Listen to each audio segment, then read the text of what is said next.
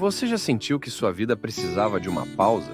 Que seu coração busca por respostas, mas não sabe por onde começar? Caminho da Fé, Descobertas na Estrada da Alma. Não é apenas um livro, é uma jornada, uma história real de superação, fé e transformação que vai inspirar você a dar o próximo passo na sua vida. Descubra como desafios podem se transformar em lições e como cada momento pode ser uma oportunidade para se reconectar com o que realmente importa. Este livro é para quem busca mais do que histórias. Busca propósito, busca inspiração, busca a si mesmo. Disponível em e-book e na versão livro físico. Comece hoje sua jornada de transformação. Caminho da Fé. Descobertas na Estrada da Alma. O que você está esperando?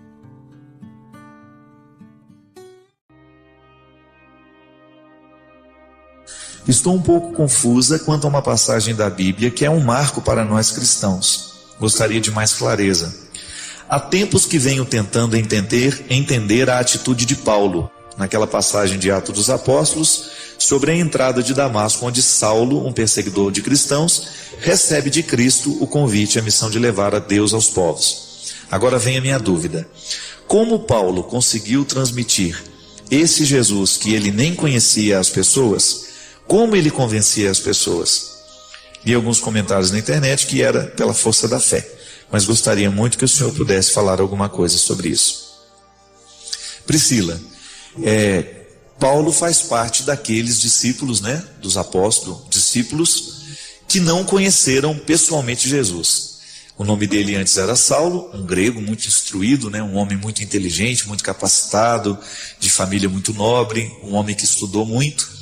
Ele realmente era perseguidor dos cristãos, e numa viagem a Damasco, onde ele estava indo justamente para viver essa perseguição aos cristãos, ele cai do cavalo. E tem toda uma construção bonita nos Atos dos Apóstolos, mostrando que no ato de cair do cavalo, toda a vida de São Paulo, toda aquela perspectiva antiga cai com ele. O homem que deita ao solo, É até interessante porque nós também, quando ficamos padres, nós também deitamos no chão, num gesto de que deita o homem, levanta-se o padre. Modifica-se dentro de nós, pela força do sacramento, a perspectiva da vida. Modifica-se o horizonte de sentido. Isso é bonito, é uma expressão que na filosofia a gente usa muito. O horizonte de sentido é tudo aquilo que faz parte da vida de uma pessoa. O que é o sentido? É aquilo que nos ajuda a identificar os valores. Isso para mim tem sentido, isso é, eu me defino a partir deste valor. Jesus não era nenhum valor para São Paulo, porque ele só tinha escutado falar dele. Ele conhecia aqueles que diziam ter se encontrado com Jesus e terem as suas vidas transformadas. E é a essas pessoas que ele persegue. No momento em que ele cai, ele também fica cego, Toda essa metáfora da cegueira, da queda, está justamente para mostrar que o acontecimento, Jesus, invadiu Paulo de uma outra forma. Ele não teve a oportunidade de conhecê-lo pessoalmente, mas ele foi impactado pela verdade do Evangelho. Por que isso é importante dentro da Sagrada Escritura e dentro também daqueles que são os discípulos e os primeiros seguidores de Jesus? Essa presença de alguém que não conheceu, mas se torna também um legítimo discípulo, é um jeito que a igreja tem também de demonstrar pela força da revelação, que isso é um acontecimento, de que eu tenho também o direito de ser discípulo de Jesus, mesmo não tendo me encontrado com ele. Que você, Priscila, mesmo não tendo sido impactada pela força material de Jesus, você foi tocada e impactada pela força espiritual, que é justamente a força dessa primeira comunidade que vai se manifestando no tempo, que vai se firmando na história e que mais tarde se torna a igreja. Então, minha filha, nós temos duas formas, nos Atos dos Apóstolos, duas formas de discipulado.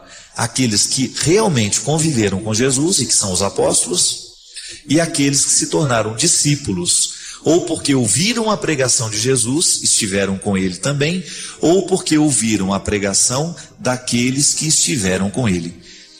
Então você tem um discipulado diferente, mas não é menos precioso, Claro que isso deu problema, claro que na primeira comunidade eles certamente deviam ter um ou outro preconceito com aqueles que não tiveram o contato físico com Jesus.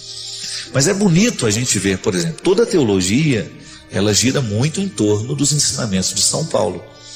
Então você pode entender que a força da teologia, a força desse processo de revelação de Deus pela força do conhecimento, né, de uma ciência que nós podemos investigar, ela nasce da experiência de alguém que não encontrou-se pessoalmente com Jesus, materialmente, mas encontrou-se misticamente. Porque isso faz com que a igreja continue nesse movimento místico do ressuscitado, que é uma presença mais do que concreta. Porque senão, se a igreja se restringisse apenas àqueles que viveram ao lado da pessoa de Jesus, o Verbo encarnado, nós não teríamos continuidade. A igreja que nasceu de um homem e que morreu pelo processo da vida, aquele que é vivo morre, mesmo sendo Deus, o mistério encarnado morre, mas ressuscita. E aí o ressuscitado continua movendo o coração dos vivos. Eu não preciso ter uma experiência material de Jesus para acreditar na sua força. Este é o testemunho de São Paulo, que, ao meu ver, é muito mais bonito do que aquele que viu. Onde é que está a fé? A fé mora naquele que não viu. O que viu, ele não precisa ter uma experiência de fé muito profunda, ele viu o acontecimento. Mas nós, quando não vimos e acreditamos na palavra daqueles que viram, nós estamos inteiramente no campo da fé. Então, quando nós temos essa experiência de Paulo, como sendo o movimento, a experiência da igreja, poderíamos dizer assim, São Paulo é o exemplo da experiência mística que nós, igreja, fazemos do Cristo, porque ele também não encontrou-se pessoalmente com Jesus. Ele fez a experiência do ressuscitado. Por isso a queda do cavalo, isto é, o meu mundo caiu. A minha perseguição deixa de ser importante, porque eu agora sou um adepto daquele que eu perseguia. É muito interessante, porque inclusive até o nome dele é modificado. Vamos falar agora de maneira geral. Você, por exemplo, na sua vida, quando você passa por um tempo novo, quando você passa por uma experiência profunda, de superação, não precisa ser aspecto religioso, não. Quando você descobre dentro de você forças para lutar e de repente você supera aquela dificuldade que parecia impossível. É como se nascesse uma nova pessoa, não é verdade? É como se você tivesse aquele frescor dos primeiros anos. É como se você tivesse aquele vento de novidade. Meu Deus, que bom, eu dei conta. Se você pudesse, talvez até mudasse de nome. Porque justamente você assumiu um novo jeito de viver. O casamento, por exemplo, é assim. Por que agora, isso é até um pouco machista, hoje pode ser diferente, me parece. A mulher assumiu o sobrenome do marido. É para dizer que ela deixou de ser a mulher que era. Ela agora está casada. Teria que ser do mesmo jeito. O marido também teria que assumir o sobrenome da esposa, né? Poderia ser assim também, não poderia? Menos machista.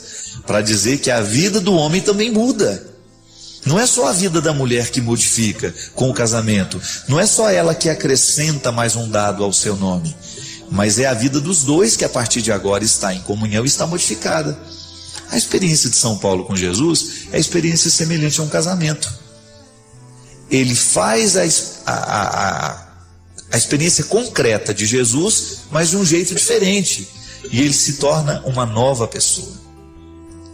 Essa é a experiência que faz São Paulo ser o homem que é e ter a importância que tem dentro da igreja, dentro da teologia. Então, minha filha, é muito, muito bonito a gente entender que na experiência dos discípulos, o não ver é sempre uma experiência de fé.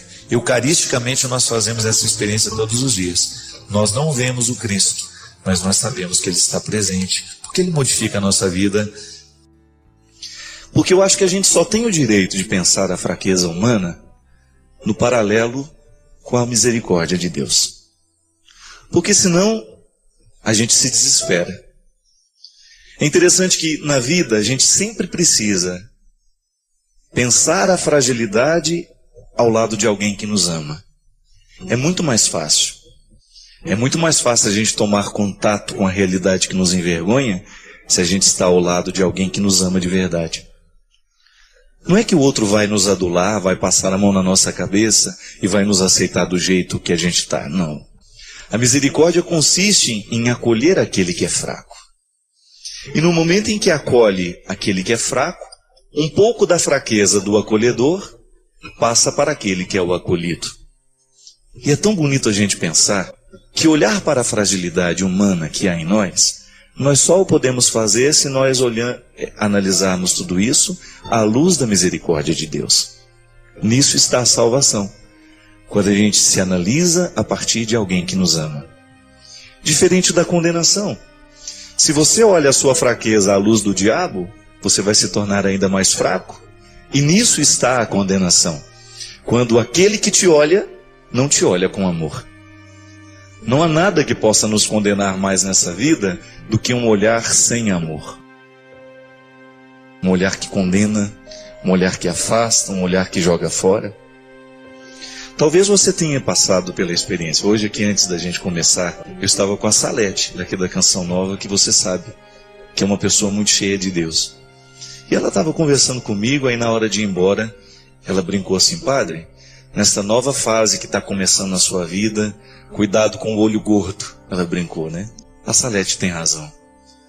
Ela aprendeu com o escritor sagrado que um olhar que condena tem o poder de nos adoecer. E ela estava contando uma história que, num determinado momento da vida dela, ela foi olhada com tanto ódio por alguém que ela teve febre logo depois.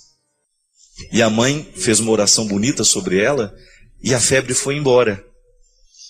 Eu achei a história muito interessante, porque um olhar condenou, trouxe doença. E depois o olhar amoroso da mãe devolveu a saúde.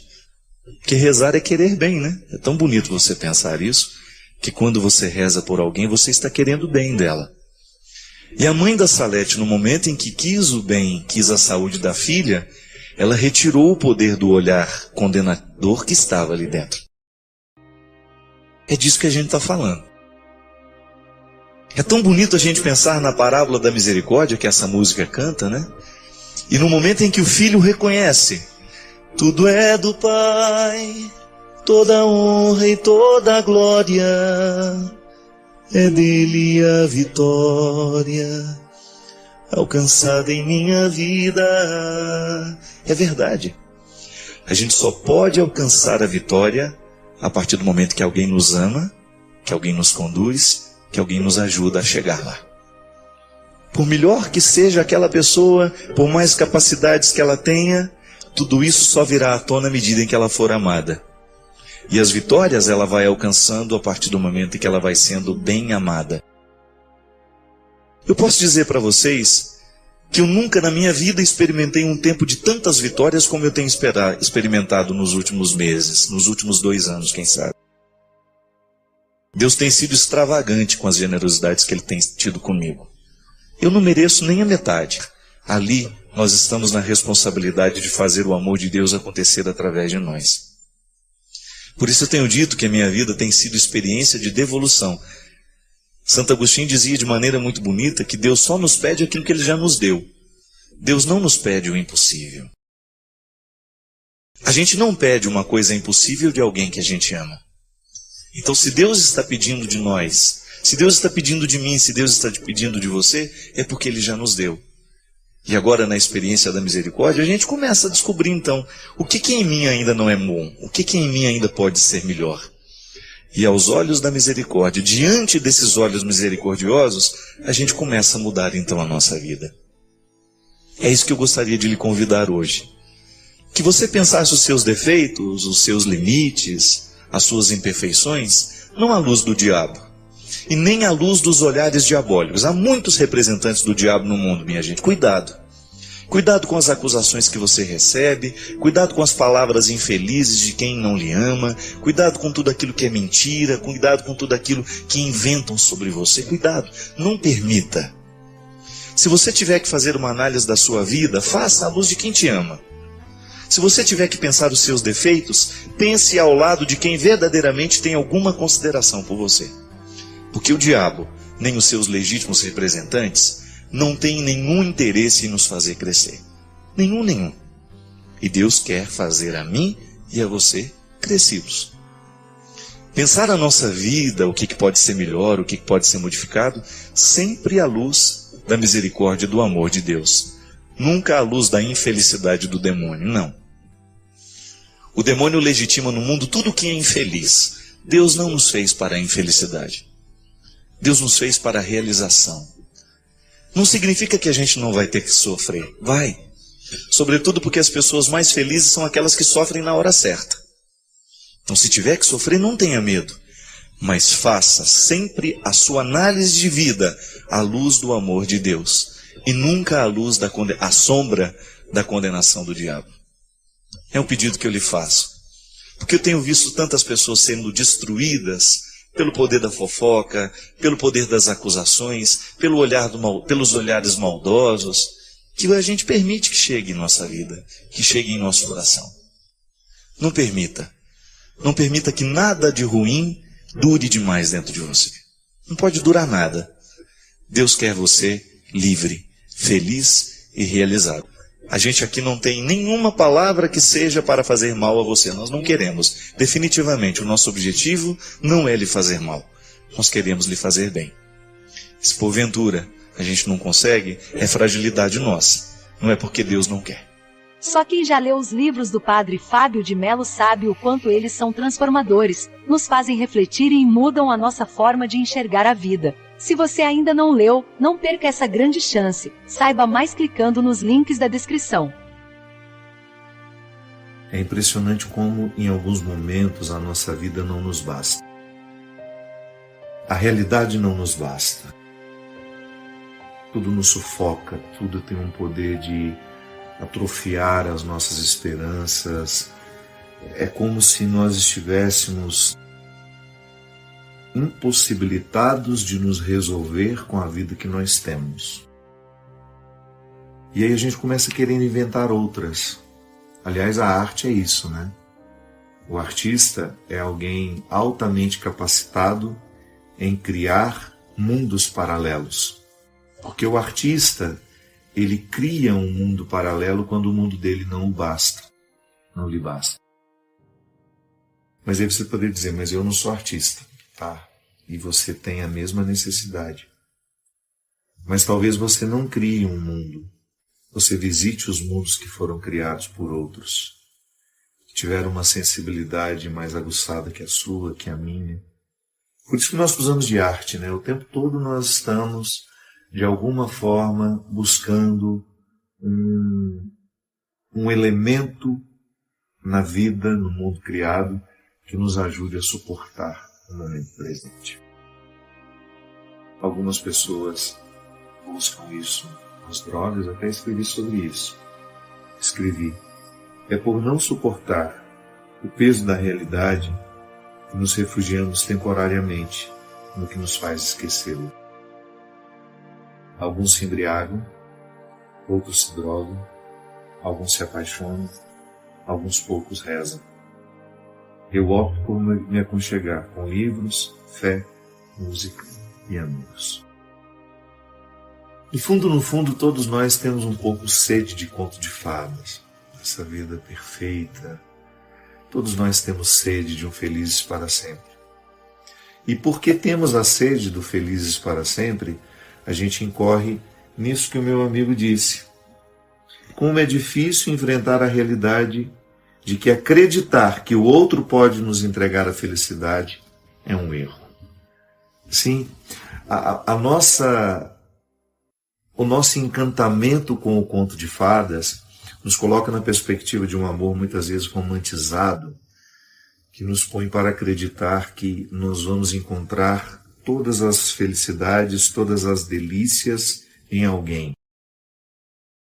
Nós vamos conseguir encontrar a felicidade numa outra pessoa, aquela pessoa vai chegar na nossa vida e vai nos inundar de sentidos, de sentido, de motivos. Claro, os outros sempre trazem coisas boas para nós, ou não. Podem trazer coisas desagradáveis. O fato é que todas as vezes que nós temos um encontro com alguém que provoca em nós esse encantamento, de alguma forma a gente cria uma expectativa de que a gente vai ficar mais feliz porque aquela pessoa chegou. Mas nem sempre, e o meu amigo tem razão, nem sempre os que chegam estão até sabendo dessa expectativa que nós estamos julgando sobre ele. Aquele que chegou só chegou para participar, mas ele não chegou para carregar o ônus de nos fazer felizes.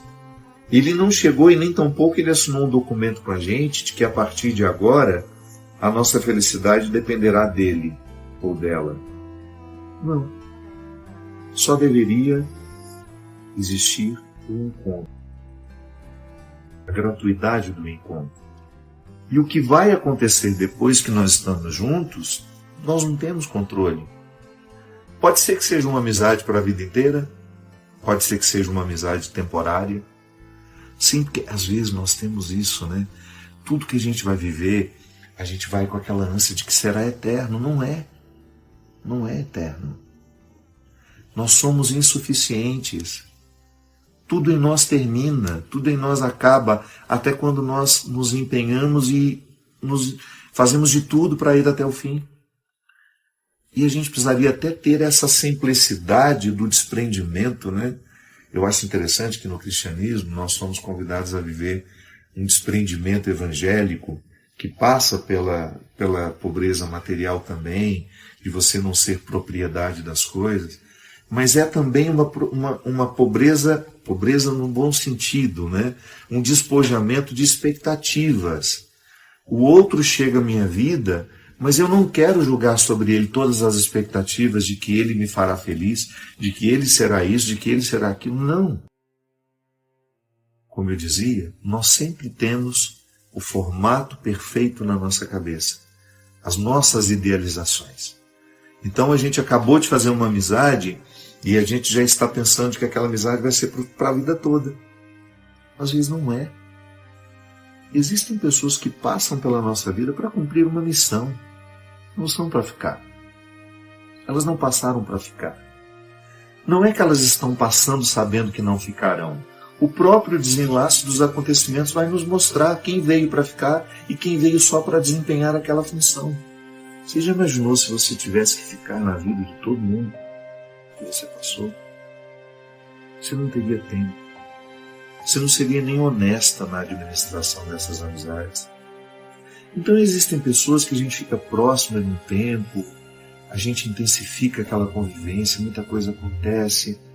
De repente o próprio remanso da vida vai fazendo com que um certo distanciamento aconteça, perca aquela intimidade, aquela rotina de encontro, aquela proximidade que antes era tão estreita, deixa de ser daquela forma, mas também não é que você passa a querer mal aquela pessoa. Não. Passou. Continuam a querer bem, mas não há mais a mesma proximidade. Eu sei que há pessoas que se apegam ciosamente a tudo aquilo que vivem, né? A frase do Pequeno Príncipe, tão mal interpretada, né? Tu te tornas eternamente responsável por tudo aquilo que cativas. Não, não é. Tudo é muita coisa. Nós não temos nem corpo para dar conta de uma rotina, de cuidar de tudo aquilo que a gente cativa. Nós não temos horas. É muita demanda para um corpo só. É muita vida para um corpo, para uma vida só. É muita história para ser cuidada. É muita gente para ser cultivada. Não damos conta disso. Então a frase é bonita, sim. Ela é significativa, sim. Mas tenhamos um filtro por onde essa frase possa passar e a gente aplicar na realidade com um pouco mais de consistência e com um pouco mais de maturidade. Tá bom, eu cativo muita gente, você cativa muita gente, mas você sabe que é humanamente impossível cuidar de todo mundo que você cativou. Então aplique a frase do Pequeno Príncipe aos seus vínculos mais próximos. Descubra onde é que você tem mais responsabilidade, onde é que você tem que estar mais presente por causa de algumas obrigações que a vida nos impõe, mas também por causa de algumas escolhas que nós fizemos. Mas liberte-se dessa história de que você tem que cuidar de tudo e de todos o tempo todo. Não existe. Ninguém dá conta disso. Esses projetos são românticos, são idealizados. Eles não se aplicam nem a nós humanos. São frases de efeito que não vão se aplicar à nossa realidade. E aí, quando você passar pela vida do outro, nunca aceite essa coisa de que a felicidade dele vai depender de você, ou que a sua felicidade vai depender do outro. Não, a maturidade nos leva a entender que, quando nós passamos um pela vida do outro, nós vamos construir elementos juntos de realização. E isso é amor, isso é fraternidade, isso é solidariedade. É quando você identifica que na sua passagem pela vida das pessoas, você conseguiu construir vínculos fecundos naquele momento. Digamos que você trabalha numa farmácia, você é atendente. Aquela pessoa entrou para comprar um medicamento. Olha como é lindo isso. Ela não está ali indo comprar um supérfluo. Aquele medicamento está intimamente ligado à qualidade da vida que ela precisa ter e que temporariamente a doença retirou. Mas toda a diferença você atender sabendo disso. Eu sei que vai ter dias que você vai para a farmácia trabalhar mal-humorada, cansada. Mas eu tenho certeza que você é capaz de acender dentro de você isso que eu estou dizendo. Que é quando você toma consciência de quem você é e você pensa, eu serei a melhor atendente de farmácia que o Brasil tem hoje. Porque para mim é importante passar pela vida das pessoas no momento de fragilidade delas. Ou, se elas não estão levando o remédio para elas estão levando para alguém que elas amam. Eu quero passar com o meu sorriso, com a minha presença purificada. Eu não quero deixar ali absolutamente nada que possa ser um peso a mais do que aquela pessoa está vivendo. Isso é bonito. Isso é você se tornar responsável por aquilo que você está atendendo, por aquele que você está atendendo. Você particulariza o conceito de Pequeno Príncipe, aplica de maneira concreta e se livra daquela coisa, daquele fardo que parece nos impor que nós somos responsáveis por tudo e por todos. Não. Não devemos passar pela vida um do outro com essa pretensão de que nós vamos fazer o outro feliz ou que ele vai nos fazer. Esse dever é pessoal, é um dever de casa. É igual trabalho em grupo. Não adianta você entrar no grupo e querer que o grupo te entregue o resultado. Não. Mesmo porque a aprendizagem não vai depender do seu nome no trabalho e nem tampouco da nota comunitária que o professor dará. O trabalho é para nos fazer aprender um conteúdo. Um dia esse conteúdo vai lhe fazer falta, mesmo que os outros tenham feito o trabalho e colocado o seu nome. É um dever de casa, do qual nenhum de nós pode se livrar. Padre Fábio, são duas passagens evangélicas. Sou leitor assíduo da Bíblia. E a primeira pergunta que faço: Jesus realmente teve irmãos? Se ele não os teve, quem são as pessoas às quais as Escrituras se reportam como sendo seus irmãos? A segunda é: o apóstolo Paulo de fato caiu do cavalo? Ou apenas trata-se de uma expressão em sentido figurado? Vamos primeiro à pergunta, né? Quando a senhora pergunta se Jesus teve irmãos, se não teve, quem são aquelas pessoas que estavam ali? Isso é uma questão de linguagem.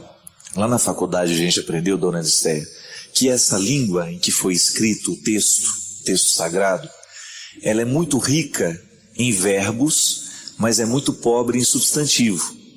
Então, por isso que a palavra irmão, ela englobava tudo, englobava primos, parentes mais próximos.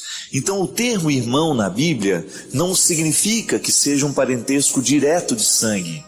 Não, pode ser apenas um parente próximo de Jesus. Esta é a explicação que os exegetas dão. Então a língua é pobre em substantivo e muito rica em verbo. Então, não havendo um substantivo para poder dizer muitas coisas, né, ou muito especificados, um para dizer tudo. Irmão é aquele que quer dizer primo, parente próximo, todos usados dentro do mesmo contexto. Quanto à queda do cavalo de São Paulo, a senhora tem razão em dizer, em trazer isso para a questão do sentido figurado. Porque para nós não é importante saber se Paulo caiu ou não do cavalo. Para nós importa o que sugere a cena. Foi justamente um momento em que tudo que ele cria, tudo aquilo que era a postura de vida, né, de Paulo, veio por terra. E a expressão dele cair do cavalo ou não, não importa.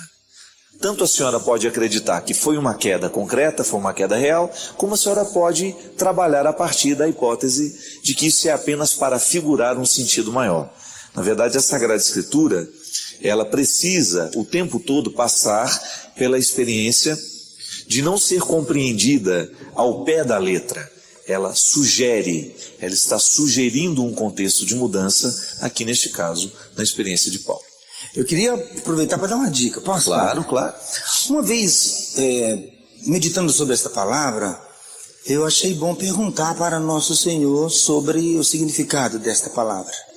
E a dica justamente é essa. Quando você tiver dúvidas sobre a palavra de Deus, experimente rezar com ela e perguntar ao Espírito Santo, grande amigo de nossas almas, para nos esclarecer sobre aquilo que a gente está buscando encontrar na palavra de Deus. Porque eu me lembrei que quando eu fui rezar sobre esta famosa queda de São Paulo do cavalo, rezando, me reportando a Deus e procurando entender, o Espírito Santo me falou lá no coração que não basta cair do cavalo, que não era o mais importante cair do cavalo. Aí eu corri na palavra de Deus ali para ver um pouquinho o que aconteceu com Paulo depois. Porque muitos de nós corremos o risco de pensar que bastou cair do cavalo e ali estava tudo resolvido. Não, Paulo perdeu visão, Paulo precisou passar um bom tempo para poder dar, e para poder ter possibilidades de não somente se recuperando, mas de dar uma resposta àquilo que tinha acontecido. Paulo precisou, na sua arrogância, deixar-se conduzir por um Ananias. Então eu entendi que não basta cair do cavalo. E quantos de nós ficamos na queda do cavalo, imaginando que ali já aconteceu tudo que tinha a acontecer com a gente ou com as outras pessoas. Mas a dica, na verdade, é essa. Sobre essas dúvidas da palavra de Deus, experimentemos transformar em oração. É preciso rezar com a palavra de Deus. Importantíssimo buscar que nós continuemos a nos perguntar sobre a palavra de Deus, mas rezar com ela. Quando a gente tem dúvida, seremos muito surpreendidos pela força viva que de fato a palavra de Deus é. E justamente, e o caráter figurado, né, das passagens, é ele que segura justamente a experiência mística. A experiência mística não sobrevive de discursos racionais. Pode observar. O discurso racional é apenas uma ponte para a experiência mística. Porque se você vai ler os místicos, você vai ver que eles dizem coisas que são bonitas, mas que nem sempre têm sentido. É engraçado isso. Quando a beleza, ela não carece de uma lógica. É bonito, pronto, acabou. É como a gente querer dar razão ao porquê da gente gostar de alguma coisa, né? Então, a experiência mística com a palavra, e nisso já está o contexto da oração, ela desperta justamente daquilo que você não compreende, mas que ao mesmo tempo que causa um impacto em você. A palavra não é para ser dissecada, né? Ela não é um manual de receita, não. A palavra é viva, e por isso que ela sobrevive no tempo, pela carga mística que está condensada nas histórias que estão ali. Sempre digo, é o que sugere, é aquilo que se desdobra, é o que vem depois do texto, são as reticências, né? Não para na palavra, mas ela sugere uma postura. Porque essa reflexão sobre o sono, olha como ela abre os olhos da gente para compreender algumas coisas simples que às vezes a gente vai esquecendo. Quando você era pequeno, provavelmente tinha alguém que o colocava para dormir. Não era assim que funcionava? Com o passar dos anos, você ganhou a liberdade de escolher a hora de ir para a cama e cada vez mais decide dormir menos. Com a vida cada vez mais repleta de opções de entretenimento, livros e revistas acumulam-se nas prateleiras. E os laptops com programações infinitas, redes sociais que surgem na velocidade com que os grupos no WhatsApp se multiplicam, precisam ser silenciados para uma noite mais tranquila, entre outros fatores. O dia parece ficar cada vez mais curto e começamos a ir para a cama cada vez mais tarde. O fato é que, cada vez mais, decidimos dormir menos. Quando as horas do dia não são suficientes, as horas da noite são as que acabam sendo atacadas e reduzidas. E muitas vezes, mesmo conseguindo ir para a cama mais cedo, temos dificuldade de dormir. Aí, a reportagem continua, mas tudo ligado, todo esse texto, essa reflexão, ligada justamente, expondo a facilidade com que nós vamos nos acostumando com o mau hábito. Acho interessante, minha gente, que a proposta de Jesus, ela desencadeia naturalmente em nós a opção pelo que é saudável. O Evangelho é a opção pela vida saudável. Nós já tivemos aqui alguns momentos do nosso programa de direção espiritual a companhia da nossa querida doutora Gisela Savioli, que vinha nos falar justamente de como é religioso alimentar-se bem, de como é fundamental para a saúde espiritual os cuidados com a saúde do corpo. E eu particularmente penso que isso é tudo muito integrado. Eu não tenho como pensar um hábito saudável do ponto de vista espiritual, religioso, se eu não exercito no meu dia a dia os hábitos do corpo. Eu acho interessante que no início do cristianismo, ali nos primeiros séculos, nós temos um movimento daqueles cristãos que iam para o deserto. A vida monástica nasceu assim, você sabe, né? Santo Antão é um homem que viveu no terceiro século e ele inaugura uma nova forma de compreender o Evangelho, que é justamente exercitando no corpo as virtudes da alma. E escreve sobre isso. Cria uma mística em torno da vida saudável. Isto é, corrigir no corpo, a partir do corpo, aquilo que nós ainda não temos saudável na nossa mente. Que a vida espiritual é justamente isso, A administração da vida mental. Porque a vida espiritual ela é processada nos pensamentos que a gente alimenta. É por isso que a gente precisa compreender. Eu, por exemplo, às vezes durmo mal porque eu levo um cesto de pensamentos ruins para a cama. Onde é que a minha vida cristã vai atuar? Nessa purificação. De julgar fora, de purificar os pensamentos que estão sendo cruéis comigo. Eu acho interessante porque Jesus, ele liberta as pessoas justamente de seus pensamentos opressivos. Faz com que essas pessoas tenham uma nova visão sobre si mesmas. Isso é fantástico, porque é transformador, é revolucionário. Eu experimento isso como evangelizador. No meu trabalho, eu vivo o tempo todo em torno da evangelização. Eu faço muitas coisas, mas todas elas estão ligadas ao meu trabalho evangelizador. Eu acredito na possibilidade de transformar as estruturas do mundo a partir das pessoas que eu encontro, porque eu estou em processo de transformação. Eu quero evoluir o tempo todo. Eu quero me tornar um ser humano melhor. E eu começo aqui, no pensamento que eu alimento. Por isso que eu dizia no início do programa que é muito perigoso eu alimentar a minha vida com hábitos ruins, sobretudo os que são trazidos à minha mão através deste aparelho aqui. Eu clico aqui e estou tendo o mundo dentro do meu quarto, Depende do lugar onde eu abro. E coisas boas estão chegando, coisas ruins também. E aqui eu vou fazendo essa triagem. O que eu levo para a minha vida? O mundo me visita, desculpe mesmo, vou corrigir. O imundo me visita e o mundo também me visita. O mundo é aquilo que está em ordem, que está bonito, que está ordenado, que está harmonioso.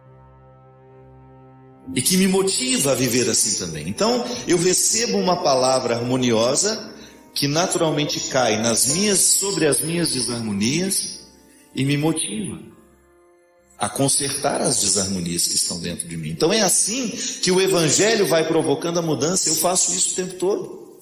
Eu acredito na possibilidade que uma reflexão tem de destravar a nossa mente para a gente pensar melhor e naturalmente ir fazer escolhas melhores. A gente vai dormir melhor.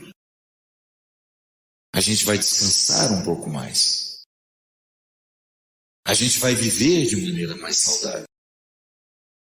Agora, se eu levo para a cama os meus rancores, as minhas mágoas, tudo aquilo que foi desagradável ao longo do meu dia, é bem provável que eu não consiga ter uma boa noite.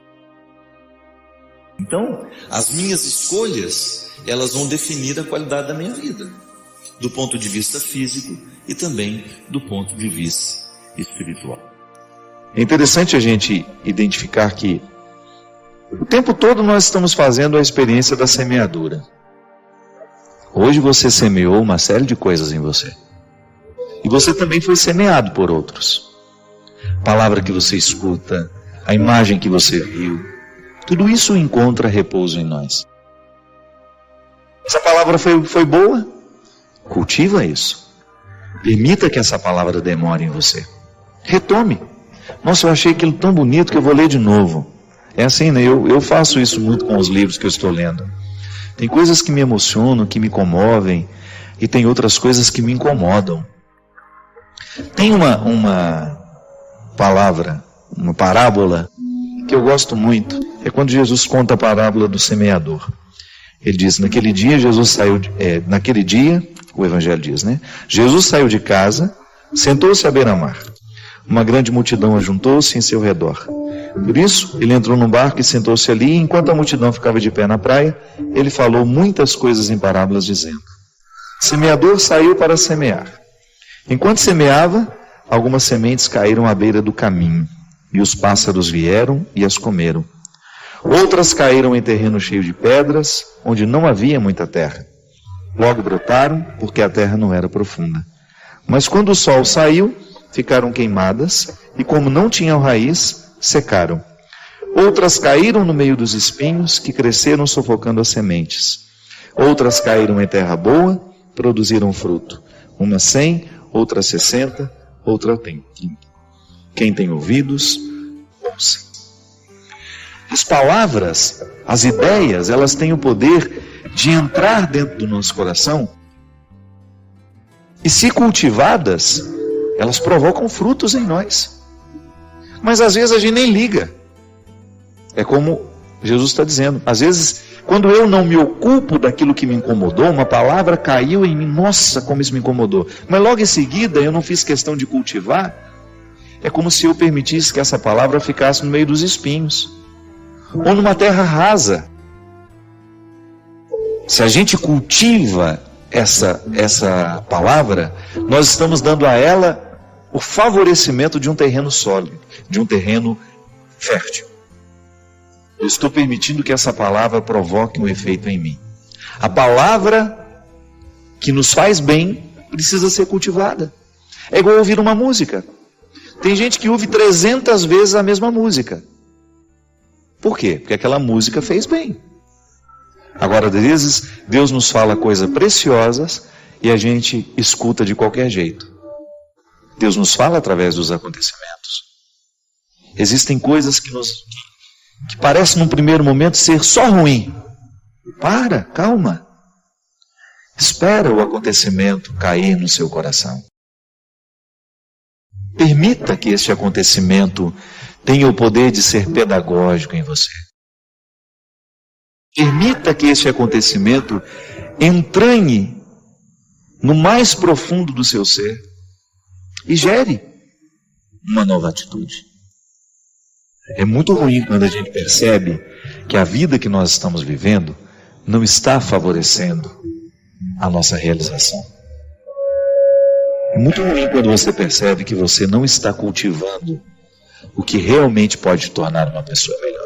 Às vezes a gente fica lá, passa 2, 3 meses cultivando ódios, cultivando ressentimentos, quando na verdade nós deveríamos estar preparando o terreno para que o perdão aconteça.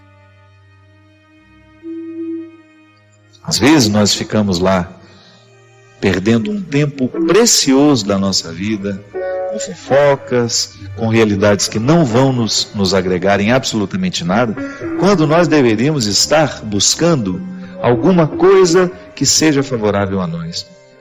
Tantas vezes Deus nos grita através de uma pregação. A nossa obrigação é escrever aquilo que Deus gritou para nós naquele momento da pregação. E ao longo dos dias, a gente voltar àquilo que Deus nos incomodou. Isso é você jogar a semente numa terra boa, que é onde tem cuidado, é onde tem o cultivo. Então, minha gente, sempre que Deus nos diz alguma coisa de bonito, sempre que Deus nos diz alguma coisa de bravo também, que a gente sabe que vai ter uma ressonância na nossa vida, cultive. Não seja superficial, não. Hoje o mundo é cada vez mais superficial, viu? A gente não tem nem tempo, muitas vezes, de prestar atenção no que Deus está dizendo, pelo tanto que nós somos fúteis. A gente precisa levar muito a sério o que nos incomoda.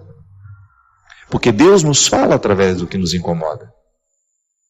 Se existe uma situação que está te incomodando, preste atenção nela. Não no sentido de ficar se incomodando e reclamando. Não. Preste atenção no que está incomodando, jogue essa palavra no terreno fértil da reflexão e permita que essa reflexão lhe ajude a tomar um novo posicionamento. É assim que a gente muda a vida, gente. Quando a gente dá o terreno favorável para o crescimento daquilo que Deus fala em nós. Então eu pego aquela palavra que me fez bem e eu vou permitir. É como se fosse ruminar, né? O gado, ele mastiga um pouco de grama e ele fica ruminando. O que é ruminar? É extrair, aquele alimento vai e volta. Por isso que o gado está sempre mexendo a boca, ele está ruminando. Ele está extraindo ao máximo os nutrientes do alimento. Isso é o que Jesus estava dizendo quando nós semeamos uma palavra boa. E é por isso que a minha consciência cristã me leva a pensar nessa parábola aqui como uma oportunidade que eu tenho de fazer sempre uma leitura da minha vida. Hoje, Deus está me falando isso. Então eu faço essa leitura. E eu não quero que isso que Deus está me dizendo me prive de ter o meu comportamento transformado. Então, eu vou tomar mais consciência do meu lixo afetivo. Eu não vou permitir que esse lixo afetivo venha adoecer quem está do meu lado. Porque um doente emocional adoece outros. Basta a gente permitir. E é por isso que eu sempre digo que eu não tenho o direito de julgar sobre o outro os meus lixos. Não tenho. O outro não merece o meu lixo afetivo. O outro não merece aquilo que é de pior em mim. Todos nós temos o nosso lixo afetivo. Eu tenho o meu lixo, você tem o seu lixo. Agora, se eu abro a tampa desse lixo, minha amiga, eu provoco um estrago muito grande onde eu estou. O que é o nosso lixo afetivo? Tudo aquilo que fizeram com a gente de errado ao longo da nossa vida são os nossos traumas, são as nossas rejeições, são as nossas carências. Tudo isso vai ficando alojado dentro de nós e que se a gente não administra com responsabilidade cristã, isso se torna tóxico para nós e para quem se aproxima de nós. Por isso que nós não podemos admitir um cristianismo sem reflexão, sem crítica, sem autocrítica. O cristão que não se critica, que não passa no crivo diário do Evangelho, hoje eu fui cristão no meu jeito de ser, hoje eu fui cristão no meu jeito de pensar, fui cristão na maneira como eu tratei aquela pessoa. Deus me visita através das pessoas. De repente uma pessoa me fala uma coisa, aquilo tem tanta ressonância na minha vida que eu vou resolver escrever. Eu resolvi guardar. E aquela palavra produziu um aprendizado que modificou a minha vida. Então, de repente, alguém me escreveu alguma coisa lá no Twitter, uma frasezinha que me diz, aquela frase me toca, eu tomo posse daquilo e vou nutrindo, vou jogando adubo naquela palavra e ela vai florescendo dentro de mim um novo jeito de ser. É assim que a gente é transformado. E é por isso que esse evangelho da semeadura, a parábola do semeador, tem muito a ver, mas está intimamente ligada à qualidade da nossa vida. Porque eu posso ter uma vida melhor à medida em que eu reflito mais a vida que eu vivo. Uma vida é mais qualificada à medida em que nós refletimos o que vivemos. Como é que eu vou viver a dinâmica dessa palavra que me semeia para me fazer bem, se eu não tiver disposição de cultivá-la? Essa semente vai ficar caída num terreno infértil. Com a vida que a gente leva, com essa correria que a gente leva, nós não temos tempo muitas vezes de ler um livro. A gente não abre na nossa vida o espaço para uma leitura que a gente sabe que vai nos edificar. Como é que nós estamos buscando o que realmente, como é que nós estamos cuidando do que realmente pode semear a nossa vida de coisas boas? Como é que nós estamos articulando as realidades que poderão favorecer o nosso crescimento? A gente estava conversando isso ontem com algumas amigas que estão vivendo também um processo de busca espiritual, e a gente falava de como é difícil a gente solicitar, até no encontro religioso, a quietude das pessoas. Dá um intervalo de uma palestra, todo mundo corre com o celular. Lembro, na própria peregrinação, eu falei isso muito com o pessoal que foi comigo para a Polônia. Foi cuidado para o celular não tirar a nossa alegria. Alegria não, desculpe, eu falei o termo errado. A nossa profundidade. Cuidado para o celular não nos impedir de realmente ver os lugares santos. Mas nós precisamos permitir que a Terra Santa peregrine em nós. Isso é, ela nunca mais vai terminar dentro de nós. Ela nunca mais vai terminar, ela nunca vai ser esgotada os efeitos dela em nós. É a oportunidade que eu tenho de puxar esse cordãozinho, sabe?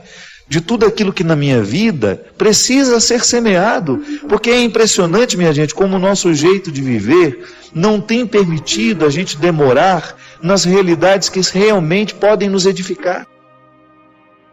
Então, eu escuto um conselho, uma pessoa que me ama chega, me diz uma palavra, eu não dou nem tempo daquela palavra no meu coração, eu já estou abrindo meu Facebook para ver quem mandou mensagem para mim, ou eu estou abrindo o meu WhatsApp para ver quem acabou de falar. Aí eu estou lá dentro do Santo Sepulcro, eu só tenho 30 segundos para ficar lá dentro, eu vou desperdiçar tirando uma foto. Não posso fazer isso. Eu tenho 30 segundos para estar no lugar onde a tradição diz que Cristo ressuscitou. Isso não merece registro fotográfico, isso merece registro espiritual. A gente precisa começar a mudar o conceito de importante para nós. Nós falamos demais, nós escrevemos demais, e a gente rumina de menos. Nós somos muito rápidos em escrever, somos muito rápidos em dizer, estamos tão devagar para ouvir. Nós precisamos mudar muita coisa dentro de nós. Nós precisamos ter coragem de fechar portas que estão nos superficializando, que estão nos deixando fúteis, que estão nos deixando chatos, desagradáveis. Para nós mesmos. Vamos fazer esse compromisso com Deus. Vamos aprender alguma coisa. Vamos fazer um curso esse ano. Vamos nos comprometer a superar um pouco a nossa mediocridade. Vamos ousar romper todas as estruturas que estão nos escravizando, que estão nos mantendo na mesmice. Ouse investigar dentro de você quais são as realidades que precisam ser cultivadas da mesma maneira como o semeador cultiva, colocando num terreno fértil a semente que precisa nascer. Olhe para você, descubra o que em você hoje precisa ser cultivado de verdade, para que você possa ter a satisfação de saber que você está no caminho certo. Que a vida pode até ser difícil, minha gente, mas se a gente tem a sensação de que está no caminho certo, o que está sendo difícil, o que está sendo penoso hoje, é interpretado de outro jeito. Padre, gostaria que o senhor falasse um pouco do porquê a ansiedade atrapalhar tanto o nosso sono e se algo pode ser feito. Minha filha, a ansiedade não atrapalha só o sono da gente, não atrapalha tudo, né? A ansiedade, esse processo que nós temos, que é quase natural em nós. Nós somos muito ansiosos nos dias de hoje. E por que será essa ansiedade estar tão presente nos nossos dias? Talvez porque a gente tenha possibilidades demais. O mundo nos apresenta muitas coisas o tempo todo. E a gente naturalmente fica ansioso, porque a gente não sabe em qual corda que a gente segura e por onde que a gente começa. Então esse contexto de muitas possibilidades naturalmente gera em nós muitas angústias. E nós levamos para a cama, quando vamos dormir, todo esse mundo sobre as costas, porque a gente parou de ritualizar a vida. Pode observar. A gente vai para a cama levando o celular na mão, a gente vai para a cama com a televisão ligada, a gente não prepara o mundo para a gente poder descansar. Eu não estou falando aqui de uma realidade que eu enfrento, não, só eu enfrento, não. Eu tenho certeza que 90% dos nossos telespectadores enfrenta essa dificuldade de ter uma casa que nunca dorme.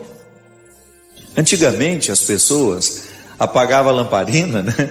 E acabou, não tinha mais o que fazer, não tinha televisão, não tinha aparelho de música, não tinha celular, mal e mal tinha um telefone em casa que só tocava quando alguém morria de madrugada. Senão era absolutamente deselegante ficar ligando por uma pessoa meia-noite, 1h da manhã. Hoje não. Hoje as pessoas acham que nós temos a obrigação de ficar o tempo todo conectadas e que se uma pessoa mandar uma mensagem 11, 1 da manhã, a gente tem que estar lá pronto para receber e responder. Então nós perdemos os ritos do sono. A gente parou de criar aquele contexto que vai nos descansando, que vai nos fazendo ficar mais relaxados, menos agitados. A gente não se prepara para dormir, então quando deita na cama está com a cabeça a mil. Eu tenho certeza que muitos que estão assistindo o programa de direção espiritual, neste momento, estão com o celular do lado. A todo vapor, o zap gritando, apitando. Tem uns que tocam umas músicas, né? De longe você vê que o negócio tá bombando. A gente tem coragem, não tem coragem de desligar aquilo. Ah, padre, mas e se alguém me chamar? Minha filha, é direito seu. Se a gente não começar a colocar uma disciplina na nossa vida, nós vamos ficar cada vez mais ansiosos.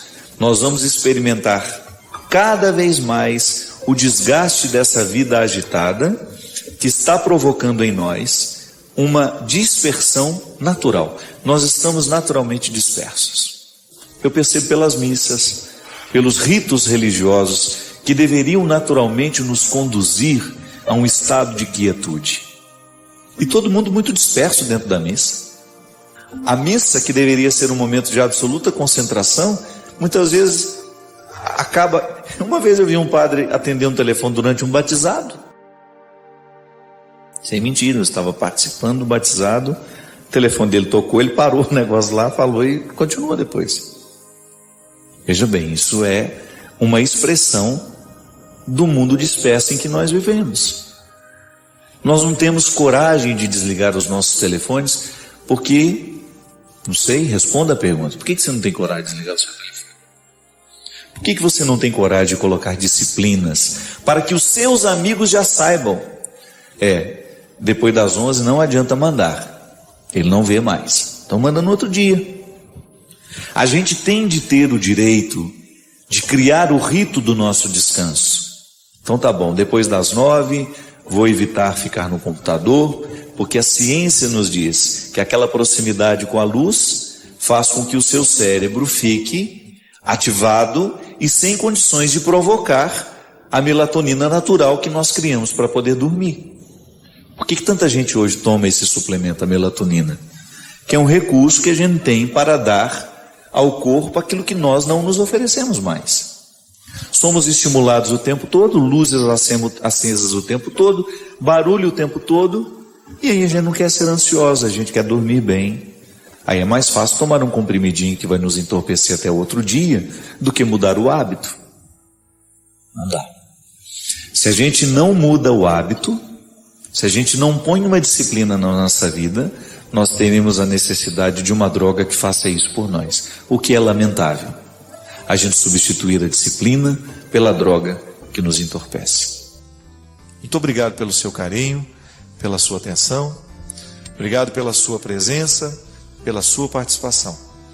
E eu quero pedir que a bênção do Deus Todo-Poderoso seja derramada sobre todos nós e possa conceder ao seu coração, nesta noite de hoje, a possibilidade de acertar o passo, de vencer esse desânimo, de reassumir a vida, de descobrir que não é para fazer gol contra que Deus lhe colocou no mundo, é para vencer. O Senhor esteja convosco, Ele está no meio de nós. Derrame sobre o nosso coração, sobre a nossa vida, nossa família, nossa sociedade, a bênção do Deus Todo-Poderoso, Pai, Filho e Espírito Santo. Outras pessoas, Adriana, tão carregadas de fardos que nem são delas, porque justamente faltou o discernimento de compreender o sentido das coisas. Que às vezes quando você identifica o sentido de um fardo, você percebe que ele não faz sentido. Pode parecer um jogo de palavras, mas não é não. Você percebe, antes você achava que tinha sentido aquele fardo, de repente você descobre que não tinha sentido. Aí sim você está no verdadeiro sentido das coisas, que é quando você é capaz de abrir mão, de jogar fora. Gente, esse peso eu não quero levar mais embora comigo. Porque às vezes você que está em casa, você passa por um momento de dificuldade, e é sempre difícil mesmo a gente interpretar o que suportar a barra do momento. Eu gosto tanto daquela música do Gonzaguinha, um homem também chora, né? É triste ver esse homem, guerreiro, menino, com a carga do seu tempo por sobre os seus ombros. É isso mesmo. Nós levamos sobre os nossos ombros a carga do tempo, da família que a gente tem, das escolhas que a gente fez. E às vezes é muito difícil a gente dar sentido a todo o peso que a gente leva. Eu nunca me perco de vista, sabe? Eu tenho uma vida muito corrida, mas eu faço questão de levar na correria da minha vida a dinâmica da minha mudança. Eu estou em constante processo de mudança. Eu acredito muito nessa ação de Deus em mim. Eu tenho muitos defeitos, tenho consciência deles, mas você sabe, eu não desisto dessa possibilidade de ser um homem melhor. Isso para mim é uma meta. Sabe? Isso para mim é um desafio que eu não quero perder de vista.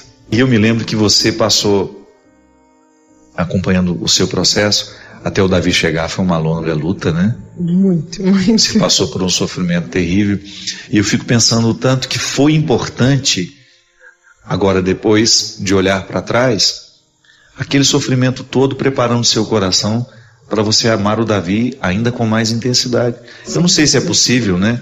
Medir a intensidade do amor, mas talvez com mais maturidade, você não acha? Mais maturidade, sem dúvida, sem dúvida. Tudo que eu vivi... Adriana, você perdeu, né, uma criança. Quantos meses, Adriana? 3 meses. Estava com 3 meses já, com toda uma expectativa, né? E a minha gravidez com o Davi também foi uma gravidez que ainda era de risco. Não, nós ficamos todo mundo apertando a barriga, né, com medo do Davi sair antes da hora. Eu fiquei os primeiros 3 meses, assim, sofrido. Eu não curtia os primeiros 3 meses de gravidez. De ansiedade. Eu tinha sinais de que eu estava, assim, como eu tive sinal do primeiro, eu tive sinal também com o Davi. Poderia perder também. Exatamente. Então foi uma luta, mas valeu demais tudo, valeu a pena. Na nossa vida é assim, minha gente. O testemunho da Adriana, a mim, É muito precioso, porque é alguém de verdade como nós, como você, que também precisa dar conta das suas dificuldades, das suas lutas pessoais. Você que também tem que caminhar conviver com suas realidades mortas, né? Porque não é só um filho que morre. E no meu caso ainda foi mais complicado porque foi um aborto retido. Então eu fiquei 3 dias com meu filho morto. Então foram os 3 piores dias da minha vida. Porque eu tive que fazer aquele processo cirúrgico, só que eu tive que esperar, porque eu estava em missão. Então não foi fácil. E tem toda a dimensão simbólica, né, de você estar com... Nossa, você não tem noção da dor que é. Eu olhava para minha barriga e eu falei, eu tô com meu filho morto aqui. Você falou para mim naquele período, você falou assim, viva o luto. Eu passei 3 dias, e eu me lembro e me emocionei, eu passei 3 dias chorando. Chorando, porque estava ali, estava morto, né? Era desejado, muito desejado. Não foi fácil. Mas, aquilo que você falou, Deus, Ele caminha conosco, Ele não abandona. Não. Você precisou ser o túmulo do filho. Exatamente. E você conviveu durante 3 dias com essa consciência, eu sou o túmulo do meu filho. Mas às vezes também, Adriana, nós convivemos com os sonhos mortos dentro de nós, as esperanças mortas, as pessoas vivas por fora, mortas por dentro. Então são muitas as angústias nos dias de hoje, muitas as situações que nos oprimem, que nos machucam, porque a gente não chega nem mesmo a tocar nesse luto. Como é benéfico na vida de uma pessoa, né? Ela, por exemplo, ela ter coragem de dizer, esse sonho é meu e ele está morrendo, e eu não quero que ele morra. Nós somos humanos, nós estamos no mesmo processo, né? A gente está tentando acertar ainda, né? E eu vivo isso, é o que eu vivo na minha história, vivendo os desafios novos, né? Que aparecem, que a gente enfrenta, enfim. Mas é uma estrada linda, apesar das vezes a gente passar por esses desertos, viver alguns calvários, é uma história linda porque é uma estrada linda porque a gente sabe aonde a gente pode olhar, a gente tem o norte, a gente sabe aonde a gente pode recorrer, para quem a gente pode pedir socorro, assim como a mãe, né? Assim como foi a sua mãe com você, a minha comigo, a sua mãe, você que está assistindo, foi com você, hoje eu estou sendo com o Davi, é assim que Deus age conosco. E é lindo ver que nós temos um Deus que não se distancia nunca, nunca. E vai olhando e vai cuidando de nós, e vai também permitindo que nós passemos pelos nossos desertos. Às vezes, Adriana, eu encontro muito isso em mulheres que precisam engravidar. Mulheres que não conseguem engravidar e fazem isso ser um fardo, como se o filho fosse uma obrigação dela. Você viveu um pouco isso também? Vivi. Depois que eu perdi o primeiro, eu não consegui engravidar. A gente estava tentando há muito tempo. E justamente aquilo que você falou, eu me senti um pouco na obrigação. Porque quando a gente perde, a gente se sente um pouco incapaz. Entendeu? Uma situação de fracasso. Exatamente. Né? Não conseguir ser mãe. Exatamente. Então, é uma cobrança interior grande, até mesmo da gente, né? Então, eu me sentia um pouco nessa obrigação e não conseguia. E quando o meu médico justamente disse para mim assim, você precisa desfocar. Ele dizia isso, você precisa tirar essa obrigação. E aí foi quando eu consegui. E, claro, né, tem esse cuidado de Deus, que a gente sempre fala, mas também tem a minha parte que eu precisava fazer, que era deixar Deus agir, né?